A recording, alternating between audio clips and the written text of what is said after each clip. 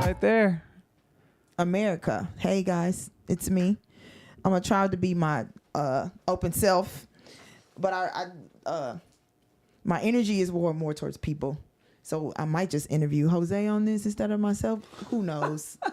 Hey, I hope everybody's doing great. Welcome, America. Come on in, come on in, come on in. Love is the answer. Yes, it is. Okay. What's up, Jose? What's good? What's good? We're doing this I'm right happy. away. I'm just saying, like, it's been since COVID. I've been wanting to. Oh my gosh, yeah. Remember we was in COVID and we were like two extroverts, and I was like, this is not gonna work for us.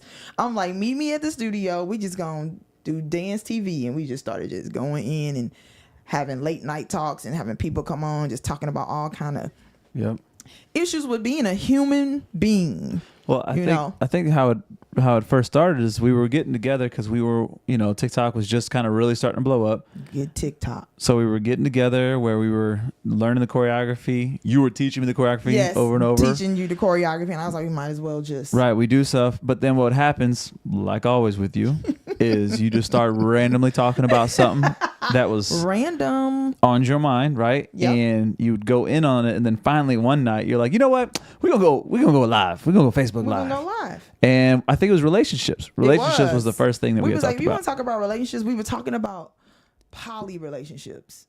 Oh. And we were like, what is going on? And we got a girl on the thing and she was in one. And we was like, wait, how does it work? Yeah. And she was like, well, no one gets jealous. And we were like, BS. Nah, somebody. We was like, somebody always comparing. There's no way. You're like, Yeah. I like her and no one's better. Than what ended up happening? They broke up.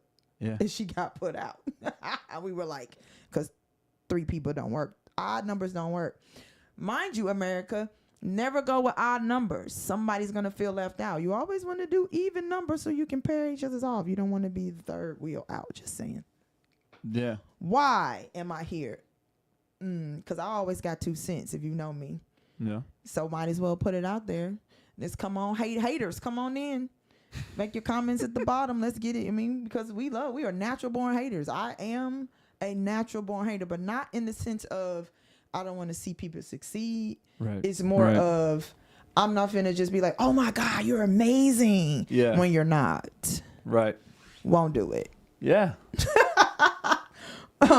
You see me coming in, I'm like this the whole time until I'm just like, okay, now they got my attention. That's good. Yeah. Yeah. Well, okay. So talking about the podcast, Backstage you're with Tonya. some of the thoughts that you had talked about Yeah. about why you really wanted to be able to have this is because you as a dance studio owner, Yeah. right? Me as a gymnastics coach for about 20 years now, though we have different disciplines, right? We definitely share similar struggles, rather it's with not struggles, similar situations that can occur, both good and bad, right? With parents, with our athletes, right?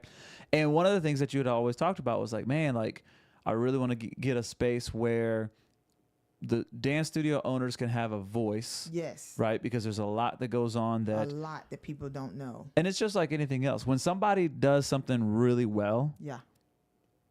and something doesn't go well, all of a sudden you complain left and right, but you don't know how efficient they were until kind of like this is how I kind of think of like with church or any kind of events or whatever. You don't notice the lighting guy until the lighting guy messed up. 100%. And that's where I felt like sometimes when I would hear your stories is that certain folks didn't truly understand how much you worked Yeah. until you said, hey, listen, I'm not going to do it. And then all of a sudden it didn't happen. Correct. So talk about your heart about where you're wanting to have that voice, where you're wanting to allow dance studio owners, right? Because there's a lot of dance as well as Yeah. other things, Yeah. to be able to speak freely, Yeah. but then also for hopefully some parents or whoever that's tuned in for where sure. they can kind of hear your mind. For sure. I think studio owners feel like you are a caged bird at some times. Like that parakeet, but you really feel like an eagle. Yeah. And all you're trying to do is help kids learn their craft. Right. You're not here to the ones I know. Of course there's always extremes, guys. There's always a scale, right? But the ones I know, they really are into it because you're not into it to get rich. You're not going to get rich. Talk about that. Talk about that real quick. Don't. Here's what Like, I don't want to do. Thinking, I want to skim over it. People be thinking you scamming. How am I scamming? You're the one riding the BMW and the Louis Vuitton bag, and I got a Toyota Corolla, and I'm up at sewing and rhinestoning and creating and coming in. And can you help my kid? And no. So wait, you're telling me that the dance studio owner doesn't pocket all the registration fees? No, and you're paying for rent, bro. Mm. And the landlord's rent, if you're talking $3,000, $4,000 a month for something you're not guaranteed because kids, it is not like when we were younger where if you did dance, that's all you did. Right. You got kids that are in Right. hockey and soccer and cheer and dance team and church. Busy. So it's like you don't know it fluctuates. Summer comes down, it's empty. Yeah. It's like it's like seasonal. Yeah. So you're trying to manage 12 months and you're trying to keep everybody happy, but I've learned you cannot keep everybody happy. So what you have to do is know your purpose, know your why. And my why is different now than it was then. My purpose then was to help kids bridge to their dreams. And anybody that knows me or that's around me, even if it's not dance, If I know your dream is to be a singer or a actor or a model or a such and such, if I got the resource and you know me, I'm going to try to help that kid. Because I was a kid in the hood and I had those resources, and no one was giving us the blueprint. I call it people, my kids that are around me. I'm like, I got the blueprint. I did it. This is what you need to do. This is how you do it, and you don't have to be rich to do it. If you have the money, yes, it's easier for sure. Yeah. But those who don't, and I see that a kid is talented, I'm just like, hey, this is what you do, and I try to, help kids with that. So when I started the dance studio, it was helping those kids reach to the industry, well, giving them the knowledge that we had that nobody gave us. So then as you get older, it's more like, oh, but what about little Sally Susie that's 3? She might not want to be, dancing for Janet Jackson. She just might want to come in and have fun. And I'm just like, hey. We're talking a different topic now. Different topic. I'm just saying. Different topic there. Where it's just like, it became more, but I've always been community based. So then it went from a kind of like a company, because somebody was like, you run your dance studio like it's a company. I said, I never knew that. I was just so, like, they would tell you, Tonya don't play. If you want to become a professional, you need to go to her. Yeah. But then I'll tell you right now, Mackenzie Marcella, we used to call her Lil Mac. Lil Mac. Yep. She was the one kid, 7-year-old kid, and be like, Miss Tonya. And I'd be like, who is this little kid? And she softened me up. And because I have a son, and sons they can be soft, but mine wasn't. It wasn't all about, he didn't cry that much. It was just, trying to raise a man. It's a different mentality. Yeah, different mentality. So Mackenzie could probably get anything she wanted from me. Miss Tonya, hugs. I'm not a big hugger. Right. So I would be like, this little kid is something else. And I was just like, okay, so maybe there is something to the being okay with the friendly side of. So that helped me look at dance in another way, where it's just like, okay, there's 2 coins to this. Yeah. So there's a let's get it, let's win it. I'm not playing Miss Tonya, and then it's just like, oh, we're just having fun. Let's do games. Let's have a game night. Let's do such and such and such and such. Yeah. So, but the rich side, no, bro, you fighting, you struggling, you're trying to beg people to pay their tuition. Ooh, okay, so you know what I mean. Again, the understanding. Hey, what up, Bria? We see you in the chat. Ask questions. I'm here to ask questions. I cannot see that. I know. Thankfully, you can't see it, or else we would be consistently jumping from topic to backstage. So, okay, great. But anyways, again, coach of gymnastics. I from the owner have heard all the different stories about trying to hunt people down. Yeah. They've already left the gym, and so we're still hunting them down and stuff like that. And so obviously there's different things that that has kind of gone throughout the years to keep that. But it blows my mind. You can't go and watch a movie without first purchasing your ticket. Oh. So it blows my mind when somebody is almost offended that you've asked them to pay up and say, hey, I still need this for the costume. Right. I still need this for this. Right. Like, you're still putting their dancer, their athlete in these things with the hopes of hopefully they're going to pay. Because right now I'm trying to put everything in front. That's how I used to do it. But I have to say, again, people can't use you unless you allow them. So that is a studio owner's, we have to change our mentality. Yeah. So what I did was, sometimes you have to help people help themselves. So instead of waiting, sometimes I created a system called the punch card system. Yeah. You can buy your classes ahead of time. We're only punch when you come. That way I don't have to chase you down. And if you don't have it, you won't come until you have it. So it's more like I'm meeting you where you're at. You know what I mean? And it's just like, studio owners, I love us, but sometimes we can't complain that you let the client run up the bill to $5,000. You should have stopped it at $500. And because we love kids so much, I know that about myself. I love kids so much, and people know that you love kids so much that they would use that against you. Oh, she loves kids. I do love helping kids, but you have to protect your wealth, because Walmart ain't letting you take nothing for free. Neiman Marcus ain't letting you take nothing for free. Yeah. So I think that's a culture us studio owners have created ourselves. We made our own issue with that, and it's like, if you don't want that to happen, then you have to be on it. Mm-hmm.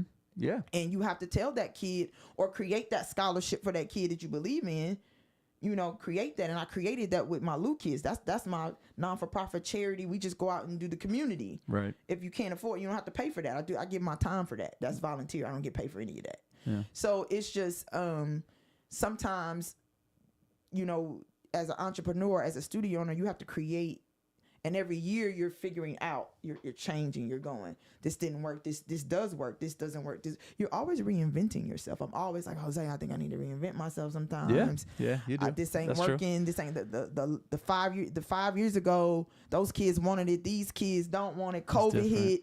It was like, woo. Yeah, and and that's just working with people in general, right? As generations come through, things are always changing one way or the other, and there's so many different variables. Now, before we get too far into, right, this is obviously first podcast, right? So I'm excited. I am excited. I've been like, Jose, we need to get on it. You've been Jose, on me. We need to get on it. The Lord has blessed me and my family to be able to have a home that now we have an in studio. Oh, I love it. You are my first podcast with this setup. Let's go. So I'm very excited that it's my sis.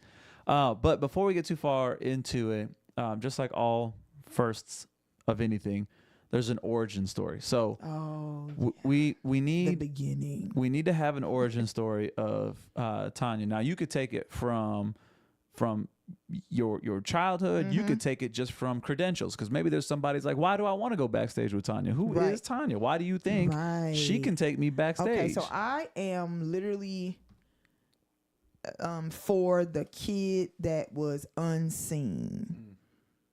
Unheard. You feel like no one sees what you're doing. But you're watching television or you're watching somebody and you're like, I can do it. Yeah. That was me. I was, how it was some girls, you always hear you're pretty. You're pretty. You're pretty. Yeah. I was the girl that I was just told you're smart. Okay. You're smart. She's so smart. Tell you smart. So I didn't like Barbie dolls. I would give my Barbie dolls to my sister. I couldn't stand them. I would go and read encyclopedias from A through Z for fun. That I was the geek nerd. And if any type of like discernment in home, how at home sometimes you're just like, I would go close the door and I would go in the book and just read. And in the hood, I learned real early on that if you go to the library, the thugs don't mess with you. So I would always go to the library. That's why I was never caught up in. I was like, thugs don't read books. I was never caught up in. I knew them, but then it became a situation where they was like, no, Tonya, you in school. You don't need to be around us. You need to. You need to go. So I remember inviting them. I finally made to college. I remember inviting them. To one of my games. I was cheerleading at college and. They were like, they came to the college. They was like, nah, this is what you do. You don't need to come to the hood no more. Yeah. So I was just like, okay. So I learned reading, even if you don't have it or were not born with it, reading will get you out of whatever. Like, even if you can't afford college, you can go to the library for free and pick out how to be an electrician and figure it out. Yeah. So after doing that, it was just like, I remember watching Fame. Yeah. And I was like, I told my mom, I was like, I think that's what I want to do. You need to put me in a school like that. Debbie Allen. I remember her with that cane. I was like, I'm going to be Debbie Allen. But what's funny is when I got to the middle school of visual performing arts, I didn't even want to sign up for dance. I wanted to sign up for music. Why? Probably wanted to be Janet Jackson. Who knows? That's I watched Michael and Janet the whole time. But me and my sister, we had every video down. We move stuff out the way I knew that. The way you make me feel, a little part where they break down and they get the baby, what? You couldn't tell us nothing. Right. So, but my friend Gabrielle was like, let's sign up for dance. And I was like, dance? But I already know I dance. She was like, girl, let's sign up for dance.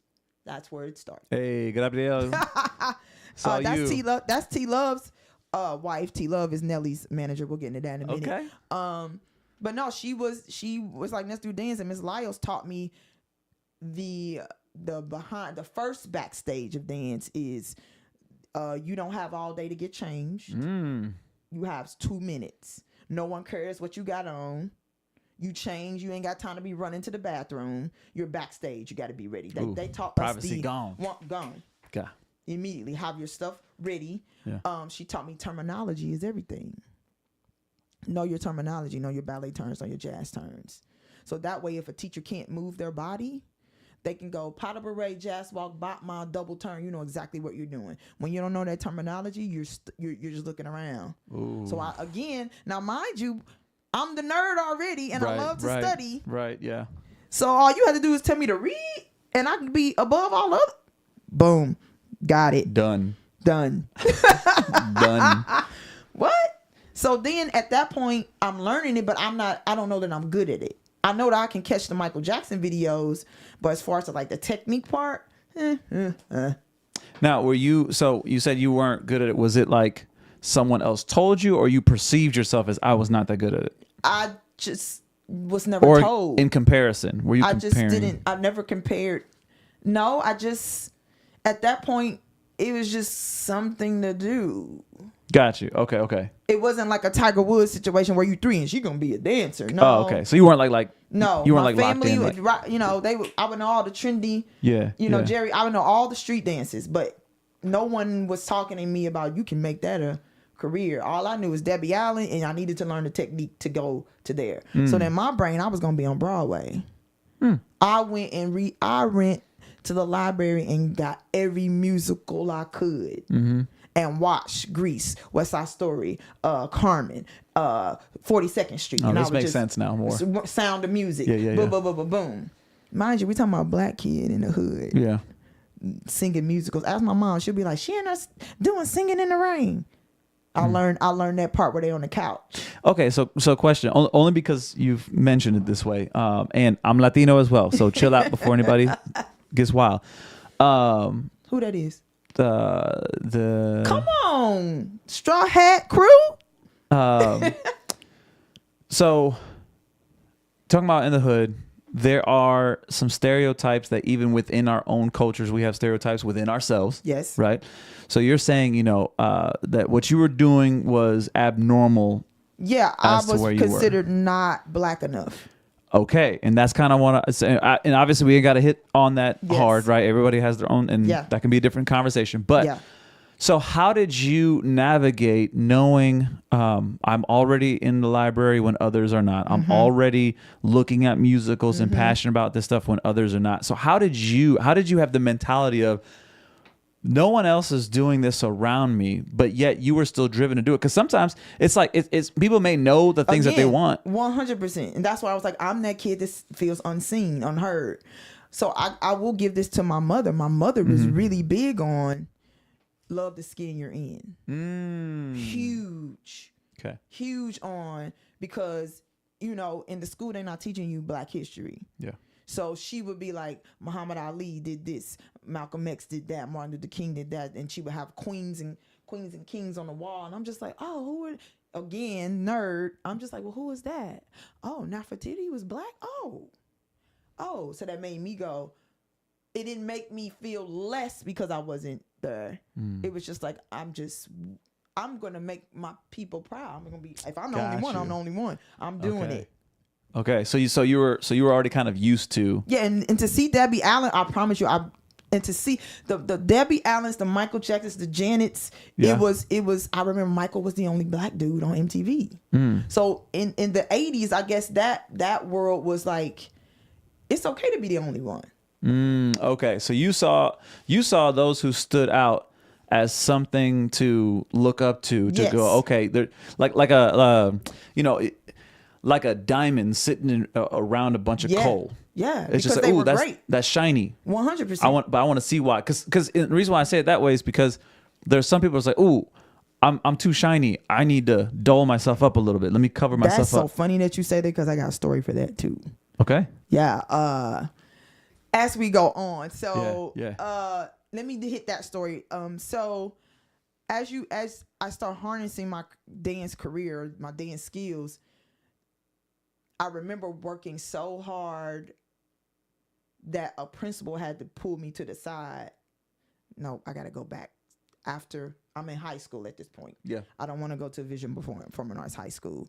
So I'll go to Lindbergh because my cousin, I was just like, oh, I want to go where she's at. And I felt like if I stayed in the city, I would party too much. And I wanted to get out of the hood. And I remember my dad going, education is the key out of the hood. And I was like, okay, so I need to go somewhere where I don't know nobody. Because in the city, we knew everybody. You go to school with everybody in your neighborhood. So I went to Lindbergh. And my friend, I met my girl there, and she was like, oh my God, you jumped so high. You need to try for cheerleading. And again, because at that time I didn't know anything, I would always go off with my friend. If my friend knew it, I trusted them. I'm okay, yeah, I don't know nothing, I'll do it. I'll try. Made it. But it was boring to me. This is what, now at this point, this is where that dance is starting to formulate. Okay. I didn't know it then, but I know it now as I'm looking back on my life. I'm like, yeah, we keep doing clap, clap, clap. This is not it. And then halftime we're coming out, we look at the girls on the field. I'm like, that's what I want to do. Yeah, you saw the attention was totally different too, though. Yeah. Right. Yeah. I don't like all that yelling. You ain't finna jump on me. I'm not flipping. I'm not going up. You're not finna drop me. It's too much yelling. I don't want to do it. Not saying there's nothing wrong with cheerleaders. They are great athletes. Right. But for me, I was a little punk. It's not for you. I'm no. You know me. I hate pain. So. Oh yes. Damsel in distress. So I saw the dance team and I was like, I'm gonna try out for that. I went to Lindbergh High School. There was 40 girls. Ask me how many black girls was on the team. How many black girls were on the team? None. One. It was me and April Gilbert, but she was graduating. So this is where I was like, I felt like I had to prove myself. We're gonna get into the prove yourself. Yeah. I was like, holy crap! Now I am the only one. Yeah. Here you are. And I haven't been to a dance studio. I just went to school. These girls are in dance studio and they're just like, you too loose. Blah, blah, blah, blah, blah. You need to. And I was just like, technician. You're too loose and you need to be sharp. But I didn't let that mess me up. I said, what they not finna do, you're not finna keep picking on me. So I went home, asked my sister. She'll be like, I was like, you need to watch my arms. Make sure I'm clean. I went home and practiced every day. Like, I want to say, like, the third weekend, the senior principal put me to the side. And he was like, Tonya, I see what you're doing. I was like, what do you mean? Dr. Jones. Love me some Dr. Jones. He was like, you can't keep up with them because they've been doing it longer. So relax. You're already good. Oh. He was like, you're going to wear yourself out. And because I respected Dr. Jones, I was like, okay. He saw me. Yeah. Nobody else is like, I see that you're good. Got you. You know what I mean? So then I started relaxing. He was like, just look, you made a team of 40. Our kick line was so long. And our coach, Yvonne Cole, did not play. Yeah. That's why I learned. That's when I learned don't play. Again, she was a black lady. So I was just like, okay, don't play if you want to be great. Yeah. When she said we got to kick for 2 minutes straight without nobody, them kicks coming down, she meant it. She said, we're going to do it again because somebody stopped. And the girls was like, hey, we not playing. If you can't kick for 2 minutes, you need to get off this team. Accountability. Again, accountability. Yeah. We're not finna be kicking for 30 minutes because this ain't for you. You need to go ahead and tell coach this ain't for you. You know what I mean? So as we're going through that, I was like, okay, so that's the start of, I just made Lindbergh's dance team. Yeah. In St. Louis, in the high school world, they got an invitational right now that's a Lindbergh Invitational. Huge. The Yvonne Cole Invitational is huge in high school dance team. Look it up. So that's when the pride starts going, okay, maybe I am good at this dance team thing. This was before hip hop dance came out. This is right when that transition. Again, I'm stuck on, I'm going to be either a dance team girl now or I'm going to Broadway still. Okay. So then I meet this lady named Phyllis. I don't know how we met. I think I was in college at this point, and I was going to dance team route. I was probably going to be an NFL cheerleader because I didn't think, again, I was that good enough to think of career as far as like backstage tour dancer, you know. So then Phyllis was like, you need to come to the studio, and I think we were going to dance for Martin Lawrence, open him up. She saw me somewhere. Wow. I don't know how, where she saw me, and that's how I met her, and that was my first inside of a dance studio. And I was like, and I remember Ray Parks was like, where have you been? We've been missing out. She was like, where have you been? I was like, I've been here. And they were like, "You're good," and I was like, "I am." And I just had this fire in me because when you don't know you're good, all you're doing is you just got fired. Just gotta work. That's it. That's all I know. Is just if the coach needs or the teacher needs me to do it, I'm gonna do it. I treated dance like it was a sport. It wasn't. So what do you mean by that? Because I've heard you say that before. Well, my dad was really into football, but I wasn't athletic. But I helped do pools, and I would watch Sunday football, and I would watch the quarterbacks, and I would watch stories about athletes, and I would just be like, and I love the Olympics.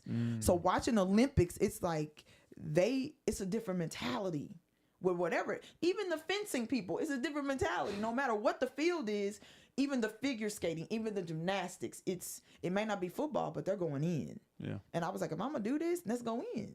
Let's do it. You know. So gotcha. I learned my work ethic watching other people be great. So as I was doing the library thing, I started picking up books of people that were great and reading their stories. I went and read Jennifer Lopez's story. I read Oprah Winfrey's story. I read Tiger Woods' story.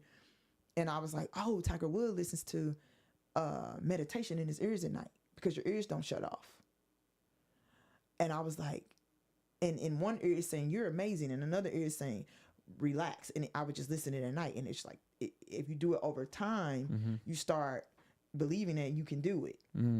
So I took that from Tiger Woods, and then Oprah was unliked and nobody wanted to give her a chance, but she did it anyway. And I was like, you just can't give up. Okay, I get it. Don't give up. Even if it's hard, don't give up. Don't give up. Keep going. So as we're going through college and I'm thinking dance team, I try out for the Rams. I promise you these girls know who I am. I promise you I tried out 5 years in a row and never made it. Wow. Now we're going back to the diamond don't shine, right? Yep. They was like, you dancing too good. Water it down. Dancing too good. I said, I remember we went up in there, and this is the part they don't teach you. I remember going up in the audition, and the man came in and was like, okay, everybody line up, all the black girls to the right, all the blondes in the middle, redheads here, Asians over there. I want y'all to turn around. Literally. Yeah. And they were like, you need to water down your dancing. Girls I was dancing with that weren't as good as me was getting on the team. So that made me think, I'm like, I'm just not good enough. Oh, okay. I'm like, how am I not making this team when I literally can dance circles around you and we're in the same class? So they told you you're dancing not the too people good. that did, not the women who said you didn't make it this year. Just, dancers talk amongst themselves. Okay. Understood. And the word on the street was, you're dancing, you're too hard. You're too, you gotta lower your kick down. They're not looking for that. So in my mind, I thought I wasn't good enough. So they were looking for a specific mold, not championship. Had to been, because mindset. This is where you start second guessing yourself. Like, now I know I just went from Lindbergh and college dance team and teaching, and you mean to tell me I can't make this Rams cheerleading team?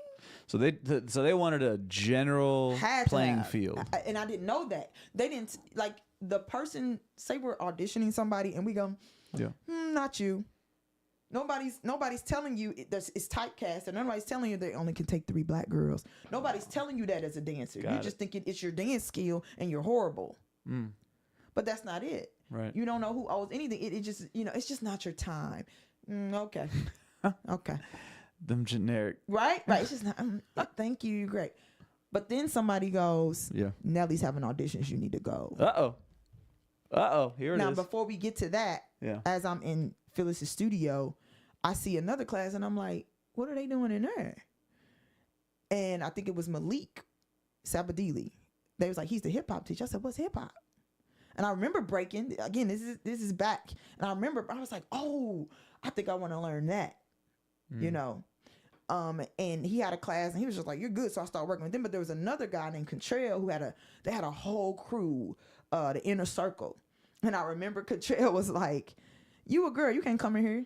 We don't let girls in here. This was when hip hop was mainly B-boys at the beginning. Right. I was a jazz kid. I was a jazz Broadway kid. You know what I mean? Who's the studio kid coming to practice? Gone. He was like, you can't come in here. It's not, you a girl. Yeah. And I was like, I can and I will. Again, back to that. I want to learn it. You're going to show me. And they was like, okay, well, you got to learn how to glide. Yeah. And I was like, fine, show me. They took me through gliding. They told you got to learn boogaloo. You got to learn tutting. You got to learn. Right. And I would come back every day. And I'd be like, okay, teach me. And then they was like, you need to come to the inner circle. And I was like, where's that? That's Central West End. So so now I'm in the mix of, okay, I like hip hop. Yeah. Then somebody goes, I got a Janet Jackson ticket for you. You want to go see Janet Jackson? This is the pivotal moment of my life right here. I go to the Janet Jackson. I think we're in the 10th row. And I promise you, as I'm looking at those dancers on the stage, I said, I'm about to do that. I said, I can do what they doing. In my mind, I said, I'm about to ask everybody in St. Louis, where you teach, who's teaching, who's got practice, who's got class. And then I just start going and going and going and going. And then I was asking this one girl, I'm like, what do you do for a living? She was like, I teach dance. I go for a career? She was like, yeah, every day. I said, oh, I think that's what I want to do. So, okay, before we get further, so you said it a couple times now in your story, is I can do that. Yeah. Where did that mentality come from? Because everybody can, you could have the same people all raised in the same environment, same house, with the same kind of lectures and everything else. Yeah. But somehow your mentality was never, oh man, they're just so good, I can't really achieve it. Yours has always been, how can I do it? Yes. And then once you started to study it, then you're like, okay, I can actually do this. Yeah. So how can I do it now? I think because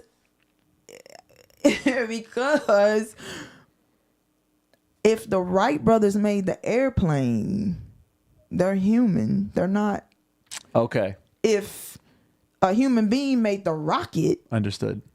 if Tiger Woods, if Serena, Wow. if Michael, who's to say not me? Well, God is. I love that. I'm just saying, like, No, I love that. I'm like, they ain't no different than me. They're just applying, and I get it. Some people are lucky. You might be born as a Kennedy. You might be born as a Kardashian. But there are people that weren't that and still achieved it. You know, and it's just like, again, my ancestors. I'm like, man, we came from what? Yeah. And now you can produce from slaves of Michael Jordan. You can't tell me nothing. Gotcha. Understood. You went from slavery to an Oprah Winfrey. Stop. You just got to keep your eye on the prize. You realized. I like that you said we're all humans. Everybody still got to put on pants one leg at a time. Everybody still. And ain't no bionic women out here. They just doing it. Now, at the same time, you say that it's not like you weren't aware that there are people who are naturally talented at certain 100%. things.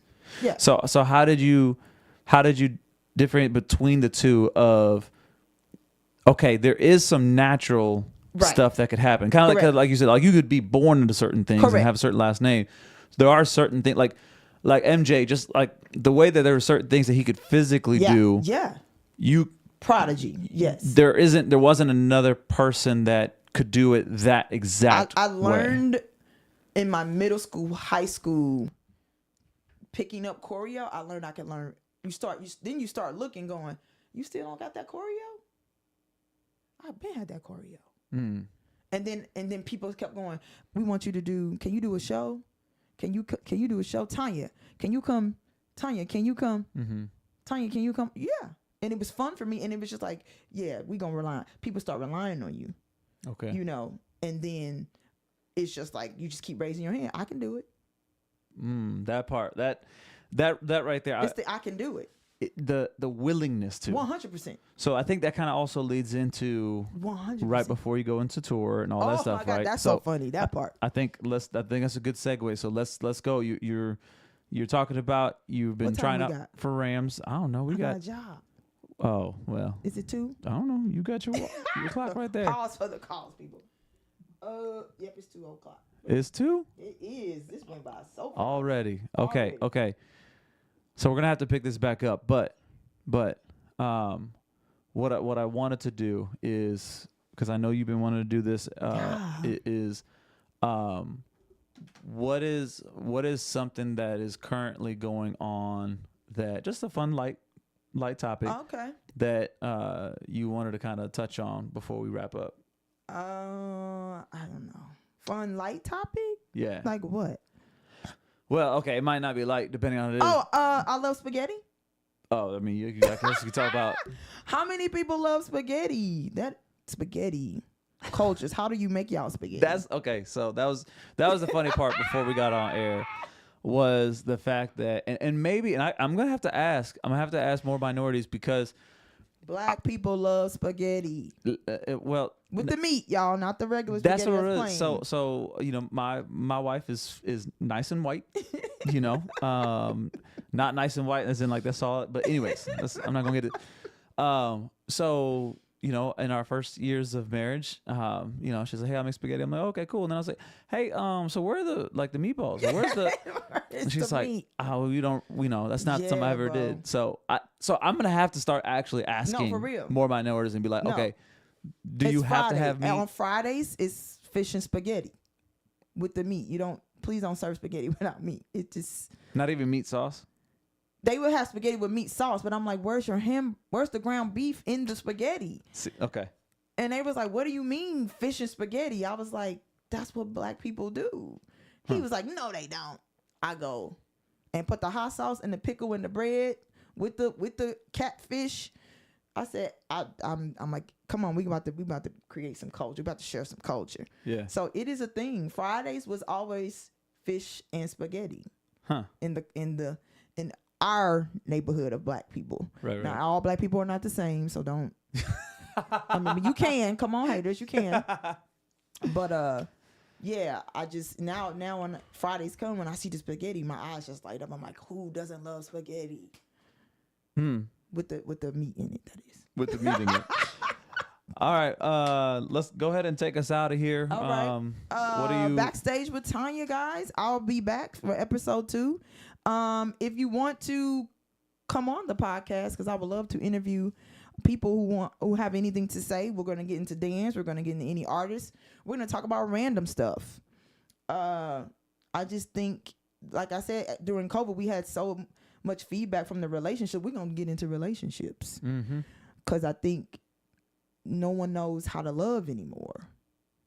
And if I can shed light on that, it would be good. I think we need to get into loving and community, man. I just think sometimes the world just seems like it's such a dark place, and we need to bring some light to the dark. So that's what I always try to do when I walk in a room. I try to be like, if I see somebody talented, I always tell them, you good. Because I know some people don't do that. They just walk by like, Yeah. And I always look at the talent and go, you don't never know what the talent going through. You think they got that smile on their face. You have no idea what they're going through. No idea. No idea. And you can't judge them. And instead of judging, why don't you just have a conversation with them? Communication is everything, but nobody knows how to communicate. Sorry. I like to whisper too. America, come on in. All right, y'all. Well, okay. So next time, again, this is Backstage with Tonya. We'll see y'all next time. Peace. Okay. That went by so fast. We didn't even get on anything. We didn't talk about nothing. That's okay. That's all right. That's how